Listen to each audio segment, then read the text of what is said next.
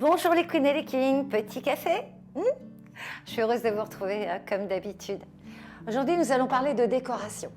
La déco fait partie de notre quotidien. On aime être bien dans notre intérieur.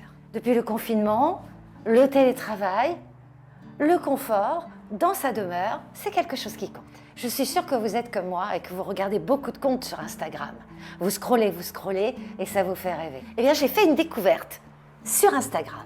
Une jeune femme, une maman, elle s'appelle Anne-Laure. Bonjour. Bonjour Isabelle. Anne-Laure retape des gîtes et elle fait ça à la perfection.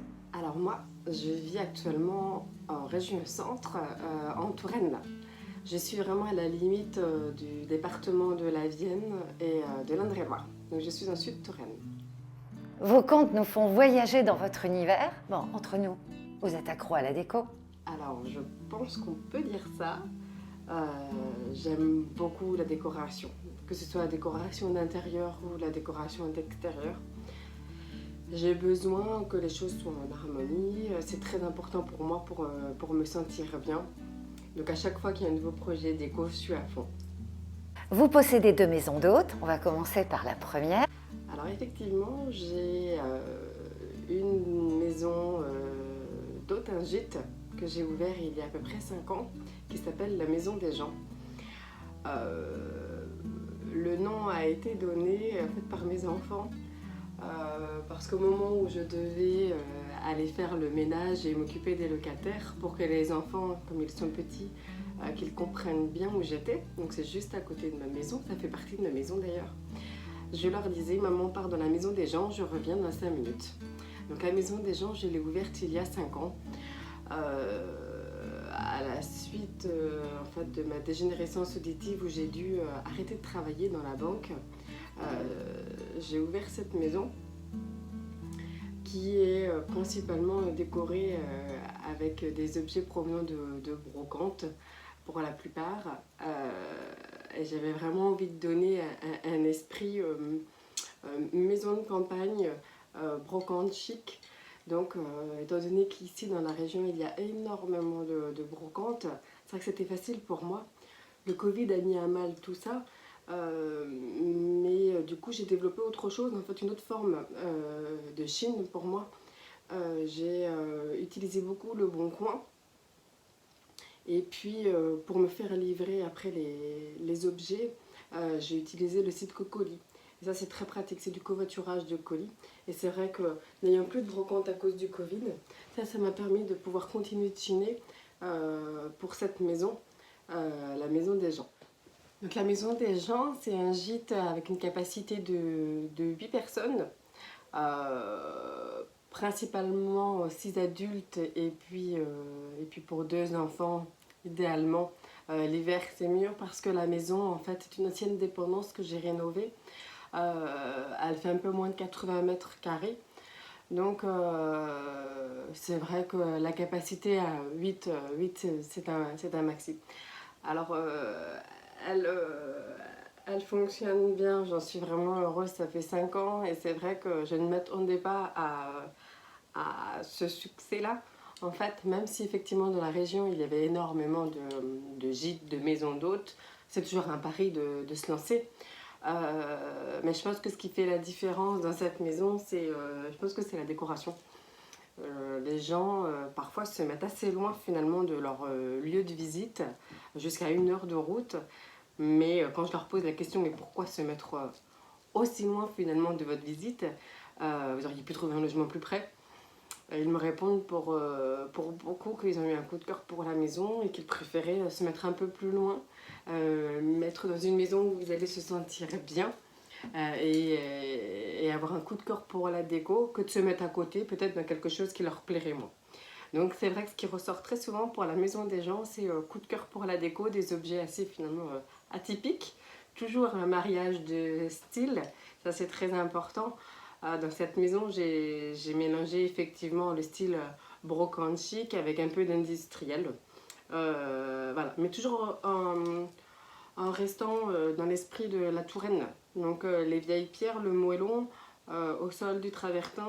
Je ne voulais pas non plus m'éloigner de ce qui se fait ici dans la région. C'était important pour moi que si les gens venaient en Touraine, ils soient dans une maison qui soit décorée avec les éléments qu'on trouve en Touraine. Donc les longères, les pierres apparentes, la pierre au sol.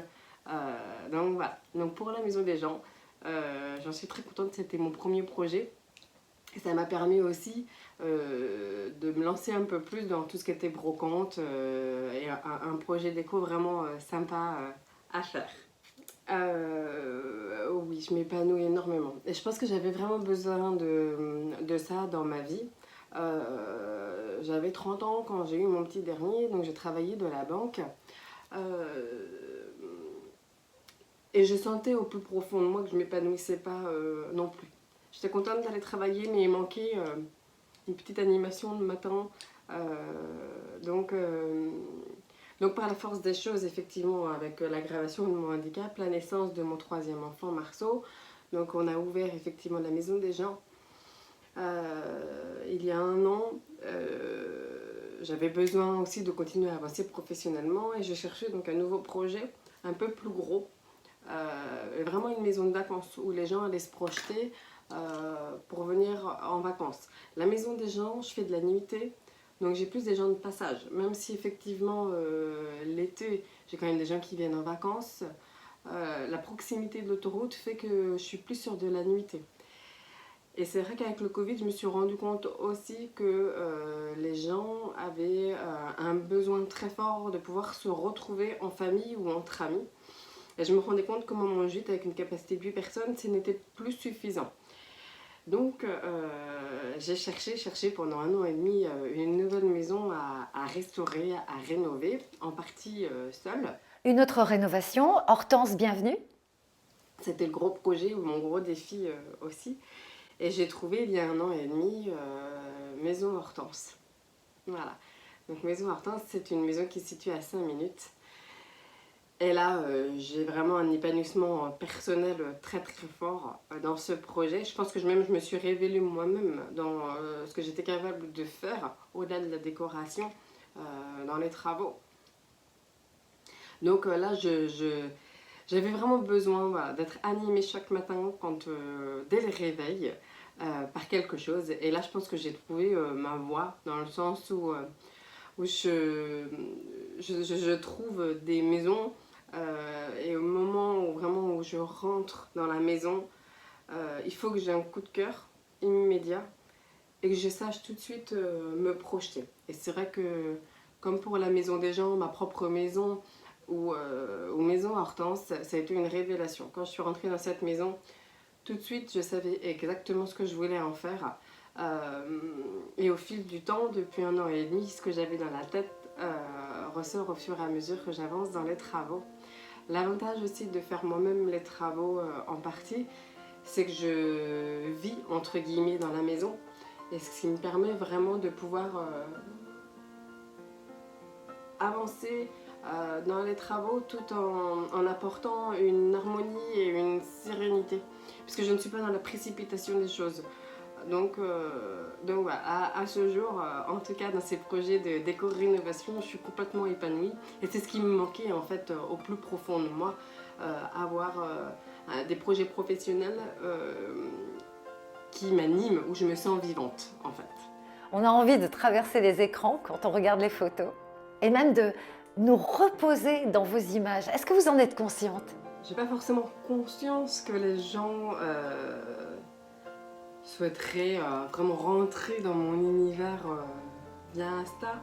Ce dont j'ai conscience, en fait, ce qui m'a fait prendre conscience que ce que je faisais en termes de décoration pouvait plaire, c'est effectivement les retours que j'ai commencé à avoir sur Instagram et le fait que les comptes, mes différents comptes Instagram se développent et puis que j'ai commencé à intéresser la presse écrite et puis la presse télévisée aussi, ce qui m'a beaucoup porté et finalement ça m'a apporté aussi une certaine...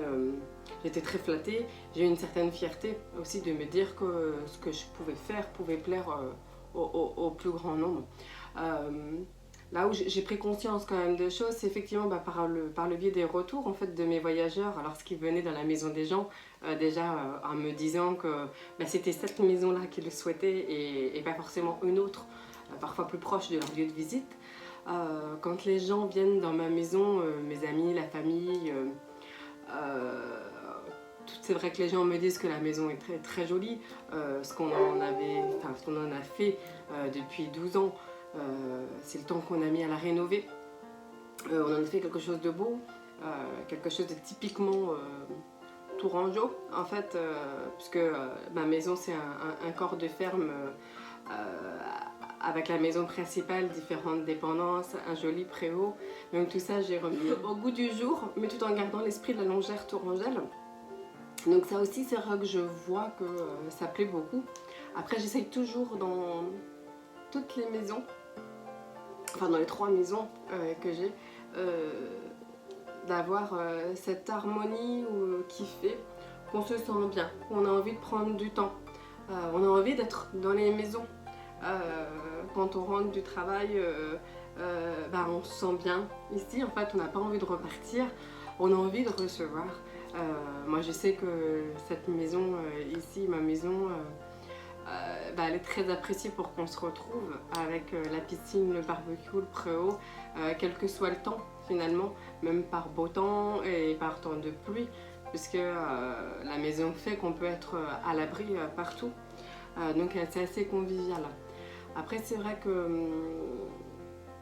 tant mieux finalement si j'inspire les gens.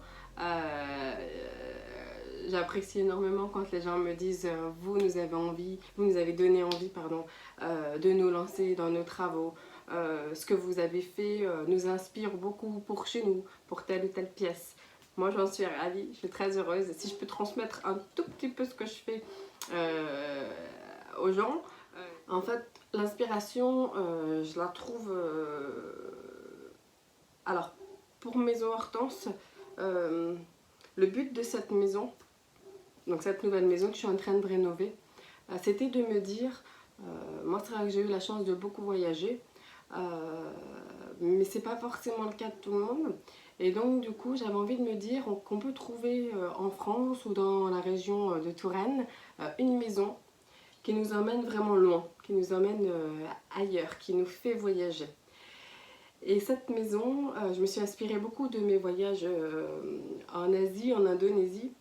Il y a un esprit aussi beaucoup méditerranéen,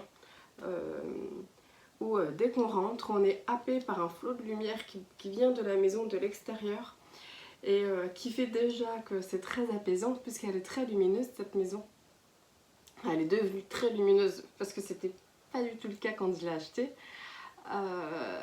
Et puis je voulais vraiment un côté minéral, épuré, avec des matériaux bruts, pour vraiment avoir ce côté apaisant, des vacances, on se retrouve entre amis, en famille, et on a envie de rester en fait dans ce petit cocon. Donc c'est vrai que j'ai utilisé une décoration très épurée pour cette nouvelle maison, pour donner vraiment un esprit de vacances. Et finalement jusqu'à la piscine que j'ai faite en béton blanc, pour vraiment garder cet esprit méditerranéen, donc cette piscine sort comme un bassin en fait de terre, et elle fait vraiment ancrer dans le décor. Donc voilà, au fil du temps, c'est pareil dans la décoration de cette maison. Je fais vraiment avec des matériaux bruts, épurés, qui donnent envie en fait de se détendre. C'est les vacances, on prend le temps seul, on prend le temps en famille, on prend le temps de se retrouver, et voilà. Donc j'espère que ce sera une maison où vraiment les gens vont se créer, où il y aura des beaux moments de vie et se créer de beaux souvenirs. Après, pour reprendre où je trouve l'inspiration aussi, comme je disais, je prends mon inspiration au travers de mes voyages, mais je prends aussi, en fait, mon inspiration, ça va être en fonction de la maison, tel ou tel type de bien. Ma maison était dans une maison vraiment tourangelle, la longère tourangelle, donc je voulais garder cet esprit-là. Donc j'ai fait une décoration industrielle, un mariage de style industriel avec les verrières et campagne chic. Donc j'ai fait ce mariage de style là pour ma maison. Après la maison des gens, j'étais vraiment à fond dans tout ce qui était brocante parce que je suis très seconde main aussi.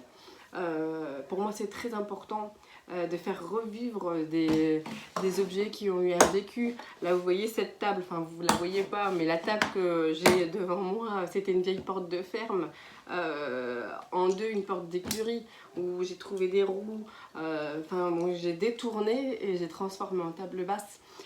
Mais pour beaucoup d'objets, c'est important pour moi en fait. Ces objets qui sont déjà avec souvent des matériaux de qualité, puisqu'à l'époque on faisait de très belles choses, des choses très robustes, très solides, les faire revivre. C'est des choses comme pour les maisons.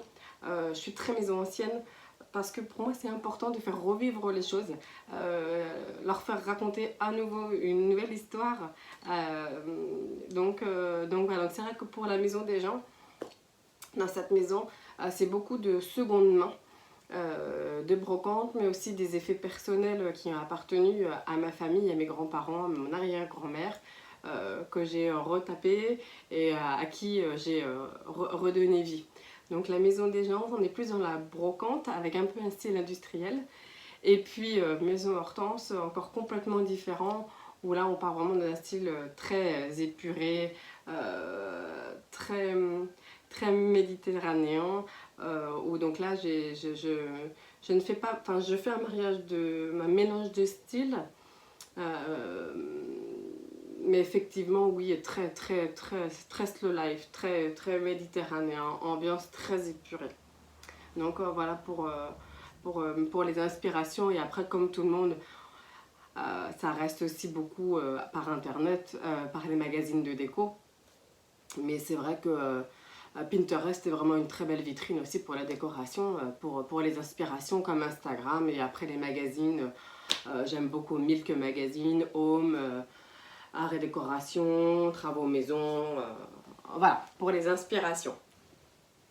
Un conseil pour ceux qui nous regardent, comment matcher deux univers différents sans faire une faute de goût? Alors, pour réussir à matcher deux styles différents sans faute de goût, je pense que tout passe par l'harmonie des choses. De toute façon, pour moi, il faut que ça reste une évidence. Quand vous avez un meuble, à partir du moment où vous allez le poser, s'il y a une hésitation, c'est qu'il n'y a pas de doute, c'est que ça n'ira pas. Il faut vraiment pour moi que chaque objet a sa place, il faut que ce soit une évidence. Il n'y a pas besoin de beaucoup de décoration pour faire la décoration d'une pièce. Il suffit juste d'avoir des pièces maîtresses avec beaucoup de caractère. Dans le mariage de style, il faut marier les styles de toute façon absolument dans une maison. Deux styles maxi. Et dans les teintes, surtout ne jamais dépasser 3 teintes.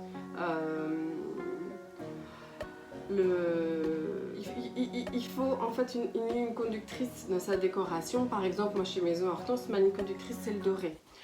Bois, blanc, le béton et du doré. Et le doré, on le retrouvera partout, jusqu'à dans les WC. Et ce, à tous les étages. Mais c'est la seule couleur qu'il y aura, par exemple, chez Maison Hortense. Et je vais marier effectivement après avec le moderne du doré avec le béton brut, blanc, gris. Donc ça c'est très joli. Enfin moi je suis très bois. Donc, et j'en ai dans toutes mes maisons. Le bois avec du blanc, ça sublime le bois, c'est magnifique. Après, faute de goût, je pense que ça c'est à l'appréciation de chacun. Chacun a ses goûts. Le beau, la notion de beau n'est pas la même pour tout le monde. Mais effectivement, il ne faut pas... Enfin, mon seul conseil, c'est surtout ne pas charger en décoration une pièce. Surtout pas. Il faut vraiment, pour qu'on se sente bien, que la décoration soit très épurée. Il n'en faut vraiment pas beaucoup.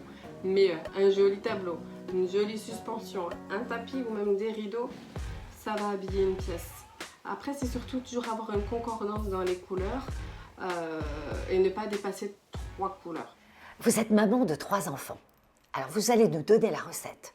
Rénover des gîtes, s'occuper des enfants, je ne parle pas des travaux. La réception des vacanciers, vous faites comment? Et enfin, comment j'arrive à tout concilier?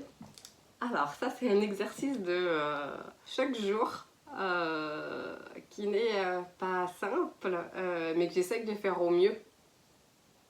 Alors effectivement, j'ai 3 maisons à m'occuper, avec plus ou moins des jardins. J'ai également les animaux, j'ai mes 3 enfants. Les 3 enfants me prennent plus ou moins beaucoup de temps et d'énergie. J'essaye d'avoir une organisation. Je pense que les choses seront aussi beaucoup plus simples quand j'aurai fini les travaux chez Maison Hortense, parce que ça effectivement ça me prend beaucoup d'énergie depuis 1 an et demi. Mais après, dans la gestion de mon rôle de maman, j'essaye d'accorder un maximum de temps à mes enfants, mais je les implique aussi. Revenons sur Instagram. Quel est votre compte préféré en ce moment? Alors, les comptes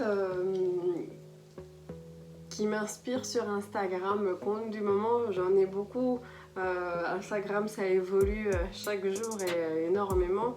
Après, je suis très touchée par l'univers du compte de Green Patchouli. Il y a beaucoup de similitudes. C'est un conte que je trouve très poétique, très apaisant. J'aime beaucoup ce qu'elle fait. Et puis je m'y retrouve beaucoup dans son univers. Je me retrouve beaucoup dans son univers. Donc c'est un conte que j'apprécie beaucoup. Et si vous ne connaissez pas, je vous invite à y aller. Il y a énormément de contes que j'apprécie, mais celui-là notamment. Voilà. Anne-Laure, merci. On se dit à très bientôt. Bonne journée. À bientôt Isabelle. Merci de m'avoir écoutée. Parce que je suis sûre que vous avez d'autres projets dans la tête et d'autres décorations à partager. Vous aviez été très nombreux à me réclamer des sujets sur la décoration. Eh bien, je continue à chercher. En revanche, si vous connaissez quelqu'un qui retape des meubles, qui fait des choses extraordinaires, n'hésitez pas. Et comme d'habitude, toutes les informations sur le blog coptimag.wordpress.com. Si vous voulez vous abonner, je ne vous force pas, mais ça me permet d'être référencé ensuite sur Google. C'est tout. Je vous souhaite que du bon et du bien. On se retrouve bientôt avec des surprises. Ciao, ciao!